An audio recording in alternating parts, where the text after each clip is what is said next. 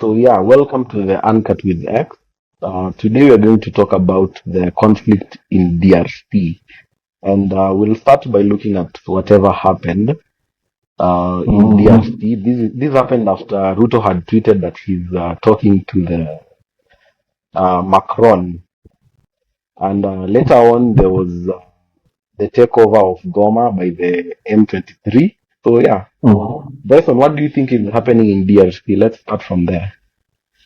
Uh, DRC, I don't think that's happening, but I see Congolese trying to take back their country from what they term as Okay. tyrant. So, yeah, basically that's what I can say. I'm an outsider, I don't know much. I'm not a Congolese. At least I can see Congolese trying to fight for their country. So, from the Mm. outside looking in your perspective, it's just a couple of people trying to take back their country from their own countrymen. These are Congolese Tutsi who are trying to take back Okay? their country from from the bad leadership. Because if you look at these guys, man, many people are speaking Okay? about them, and it's like most of us don't know the history and all those things. But this the issue that is in Congo, we can relate it to what is happening in Ukraine and Russia. What fueled that war? Okay? You see, we do have some Tutsi, people of Tutsi origin, they are Congolese because they are within the jurisdiction of the DRC. Now, these people, Yes. they have been marginalized quite some time, and maybe they are fed up with that. There have been treaties which the government has violated several times, and now they have taken it Yeah. on their arm. And you see, the situation that is happening there, maybe they want to take over the government, maybe they are seeking for reunification, maybe they want their own independent country. Perhaps they want to reunify Rwanda. They want So, Goma to go so back to far I've Rwanda. seen, so far by the time we're doing this, I've seen that they have Mhm. already taken over Goma. Yeah, sure. Goma is in Kiva province, that's the eastern side of DRC.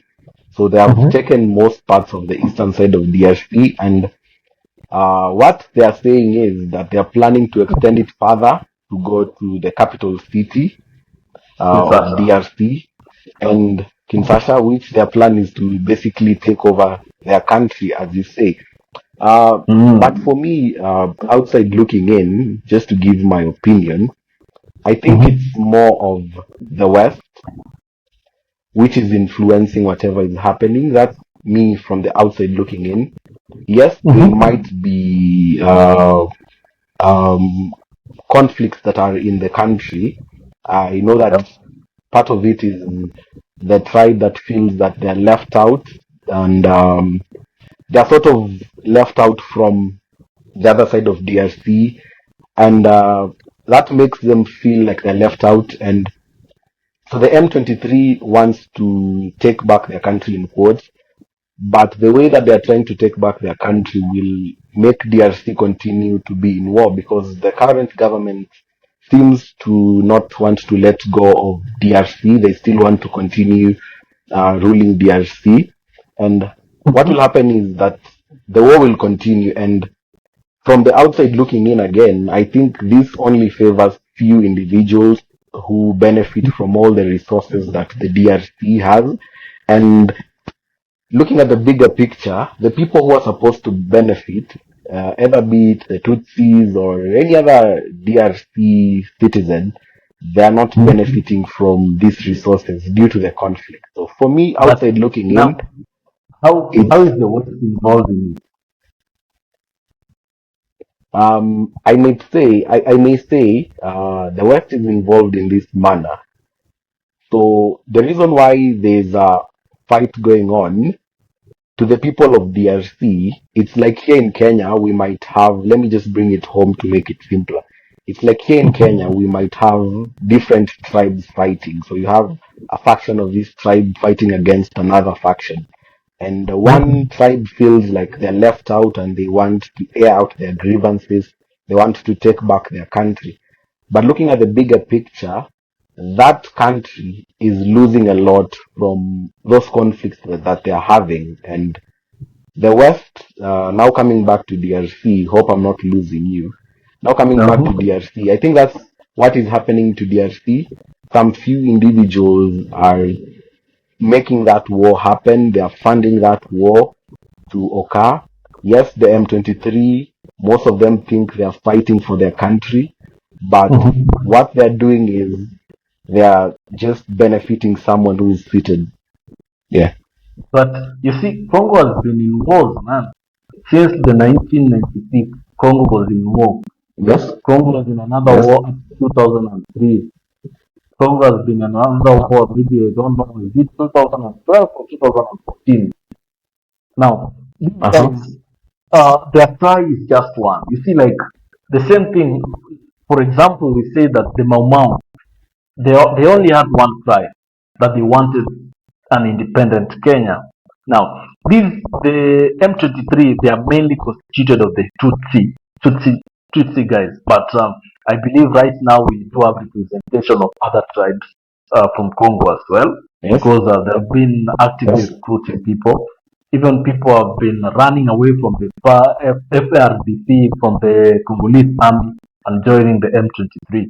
Now, you see, Yep. these guys they have had several attempts now to go into negotiations with the government, and you see, I'll say the solution, the government is just trying to evade them, and they don't want to address the key issues that these people are trying to raise, because one, they wanted inclusivity.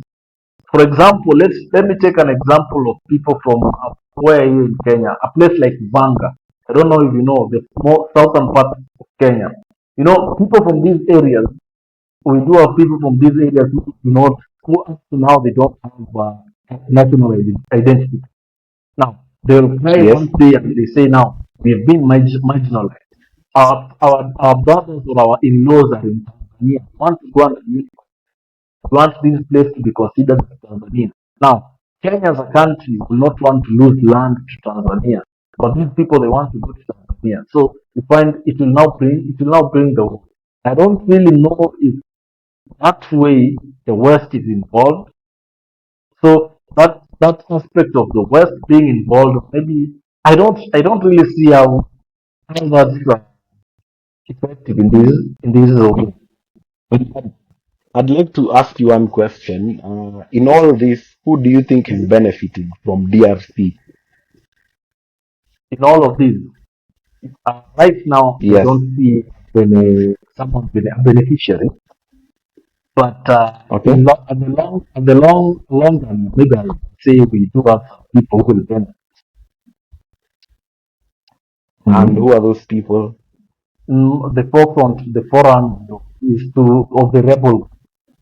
By the way, it's not only M23 that's the Okay. rebel in Congo. We do have other I've heard rebels that in there are a Congo. couple of them. Yeah, there are a couple of them, but this one is the one which is conspicuous, which we know about at least. So those guys who are Okay. at the forefront there, maybe they take over the government, of which I think it's quite close to impossible at the moment. They can't really just take over Kinshasa. That one, maybe that's a vision 2030 over there. Okay. Before I proceed to the next segment, why do you think it's going to be hard for them to take over Kinshasa? First of all, you see the geographic location of Kinshasa. Kinshasa is closer to is it Brazzaville, Congo Brazzaville? It's to the Yes. far west, and Goma is to the east. You see, the road networks, and that's the way that they can reach to Kinshasa. It will really take time for them to go there. And that's how Kinshasa is strategically positioned. It can't be easily taken from this side. Maybe if they were rebels from the other Congo who wanted to take over Kinshasa, it would have been easy for them. But just how they can connect their supply chains from Goma, because let's assume Goma is their headquarters, how they can connect Goma to Kinshasa. that supply chain, I don't really think it will be that easy because these M23, as much as being funded, which I'm certain, I'm 100% sure they're being funded. No rebels are ever alone. In as much as they're being funded, it will be very difficult for Yes. them because we've experienced this in a country like Russia, being a huge military spender, it still cannot connect its supply chain to Ukraine properly. So that's the main Yes. reason that I'm saying this, guys. It will not be an easy task for them, but they will obviously destabilize most parts of Congo, starting with Goma. They'll destabilize Congo. Yeah. So there have been other things on that same DRC issue. So presidents like Ramaphosa, I don't know if you've heard, Ramaphosa was accusing the Rwanda president, uh, Paul claiming that Kagame. he's involved in M23. And so, what's your take on this? Because obviously, the president of Rwanda has refused these claims. And so what's your thought about this? Is he Is claiming the fifth? he wasn't pleading the fifth? What I've heard from him, he's openly Hmm? denying Okay. the claims of his involvement with the M23. So So, what's your uh, take on that? my my take on this, okay. I'll I don't I don't really think as of now there's someone who can come out and say I'm responsible for M23 or I'm feeding or funding M23. But Okay. all all things are pointing to Paul Kagame. Uh, in as much as he's denying, it's not okay. It's not bad that he's denying. It's not good. He's denying. In one way or the other, he has his hands in the M23. Even if it's not him, he has people in the M23. His people from Rwanda or Rwandanese people, they have their hands Yes. in this matter. And someone like Ramaphosa, you find that what he's doing is not bad because that's what other leaders do. They will stand with the cognizant government. So him siding with the Congolese government is nothing out of the blue. It's just the normal norm that people do. But when M23 probably take over, now he'll have to choose sides. He'll have to go with the M. He must go with the M23, support them at the end of the day. Yeah. So basically, what you're trying to say is Mm-hmm. the governments that are the East African governments, the uh, South African governments, all governments respect the existing governments. But once there's a switch, people will also switch their loyalties to the new Not government. Because what I see with the not all M20, governments respect the government in power. No. Because oh if yes, but because probably okay, if this government won't serve the interests of other leaders, they'll have to look for ways in which they can do away with them. oh yes. We have seen that happening in some countries, and they may do Syria, sanctions on that country. mhm, Yes, or they plan yeah. for. So what I was saying is, because what I Mhm, see right now currently happening to DRC mhm. uh, is the same thing that probably happened to Sudan, the splitting of Sudan. So it might Oh reach to a yeah. point where they'll have to consider splitting into two countries because the Mhm. M23 will hold the eastern side, and the areas that they have already occupied, they won't let go of it because that Goma city was largely a humanitarian city. There was a lot of humanitarian presence on that place. Activities. Yeah. So yeah, on that city. So I don't think they're going to let go of it once they have captured it. Uh, Mm-hmm. a solution for it. Before I ask you what I think, you may decide what you may think the solution may be. Uh, Mm-hmm. I think maybe they may consider a two-state solution, Two or state if solution. they're going to Mm-hmm. merge as if they're going to merge as one country, they'll have Mm-hmm. to include M23 as part of government, and they'll have to have deals with the M23.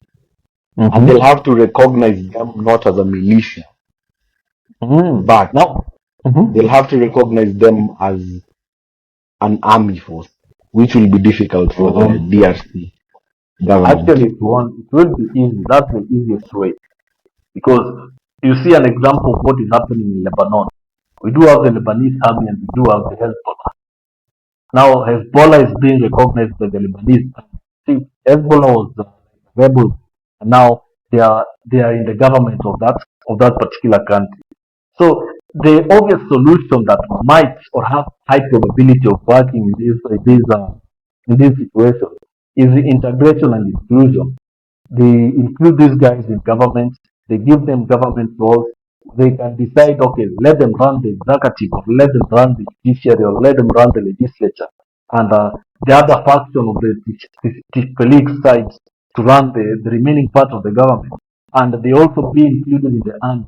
Or they be included as Okay. two separate armies that do have the army of the Republic of Congo and do have the army of the M23.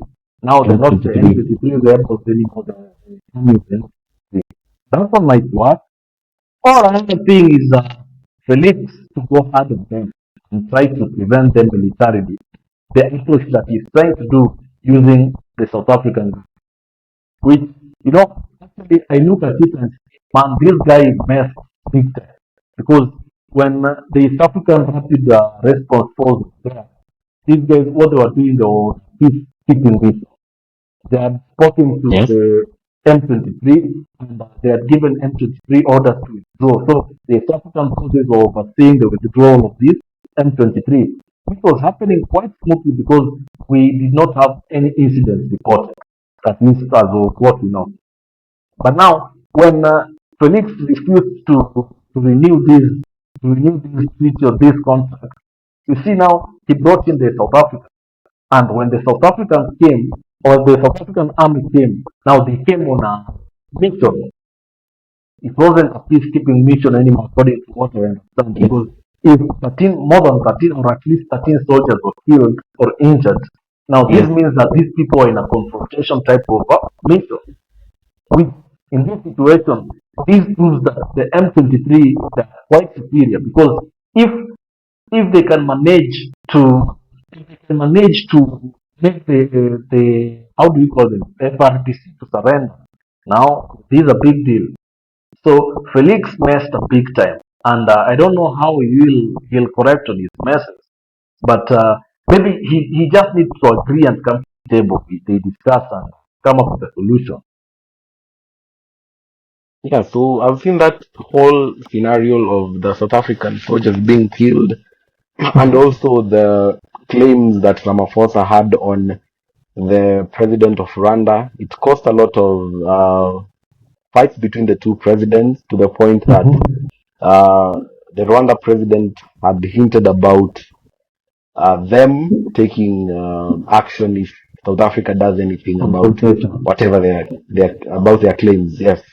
What do you think will happen if such a claim happen? Because I've seen South Africans defend their army on Twitter, and also the guys from Rwanda defending their army. So what do you Mm-hmm. think would happen? Nah, that's just a diplomatic talk. This is just like it's like hot air. These people they're just pumping, nothing much. According to what we know. Because, each country wants to prove that they're superior. Each person wants to show that he has muscle. But what's the reason for them to get into a war? In the modern day world, you wouldn't want to. War is so expensive. No African country can afford, Yes. including South Africa. So this is just something. They want to do it. According to what I see What or what about I think. what about their military strength? Because I'm aware you know a Yeah, couple of I do have uh, the strength index of the military. They do have a okay. strong military, but the incident that happened that these guys were killed, maybe it was just technical or tactical problem, but South Africa are pretty good. So this was just a tactical mess which they did, or they were ambushed. It doesn't matter who you are. When you're ambushed, it doesn't matter which type of military you are. If those guys hit you hard, it doesn't matter.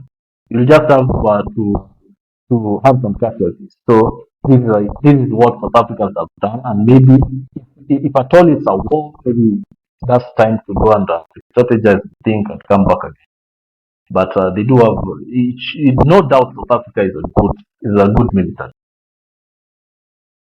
at Yes. least here Okay. in Africa. So It's among the best. yeah. So closing this entire episode, Mhm. what do you think will happen next? Do you think the East African community is going to be actively involved like they were with the rapid response? Do you think anything Yeah, is going to happen moving forward? something will happen, for which they will have talks, to schedule these talks, to push them forward. And at the end of the day, nothing, no concrete solution will have come out of East Africa. The only solution will come between Congo, the Congolese government, and these M23, and they know what to do, because all these talks are just, to me, they're just shit. These people know what they're supposed to do. So the M23 Yeah. know their responsibilities, which some of the things they're doing is quite terrible. Going raping women and looting, that they're destabilizing a whole country for their self-interest. Yes. So actually, at some point, military action needs to be taken against them. They continue to do what they're doing. But generally, I can say they should just sit down and they'll just come up with a solution. But East Africa, I don't see East Africa help completely. It will just be involved, but it won't help. Because what I think is the Mm-hmm. political class doesn't care about that because most of them are doing perfectly okay. So I don't think the political class is interested in solving this issue, especially the president, because he has been making a lot of dumb moves. So Mm-hmm. yeah, I think that's where the problem is. As you've said, it's only them that can sort out their own problems. Yeah, it's only either Felix or there's this other guy. What was his name? The guy on the opposition. I've forgotten his name. So because you see, the current president is unpopular, and the people think that his decisions are the ones making situations worse. So maybe, yeah, we just hope something will come up solution. But this Yeah, we hope entire for the war best. will destabilize South Africa. By the way, if it degenerates into an entire civil war, Rwanda won't be at peace, Uganda won't be well, and also Kenya will face some stagnation, I can say. Yeah, so So you were saying something before the internet. Yes. you see, this entire war, in one way or the other, to destabilize the entire East Africa and probably Central Africa as well. Because moment we do have a country that we do directly exchange trade with, the moment they're in a war, the moment they're in a civil war, and we see the areas of Goma. These are very strategic areas where we find most trade, most transit they usually enter through Congo around those areas, Tembo, Mukazi, those places. So when we do have people, most goods won't enter all the way Congo. And this will affect Kenyan traders, it will affect Ugandan, Rwandese, Congolese, even Tanzanian traders. So the entire East Africa is also in trouble for that. So a quick solution needs to be found as soon as possible so that we don't see the whole entire thing degenerating into mass chaos. And even the refugees, we all know that here in Yes. Kenya we do have so many Congolese. And if this thing goes on, we need to expect more of that because more have already even begun coming, which isn't a Yes, good thing. that's the sad part of it. So closing this, we hope that peace comes to Congo. Of course, the closing remark is that Congo needs to find their own solutions because no one will come and save them. No one is coming to save Congo. They have to find their own solutions. So yeah, Sure, sure. Peace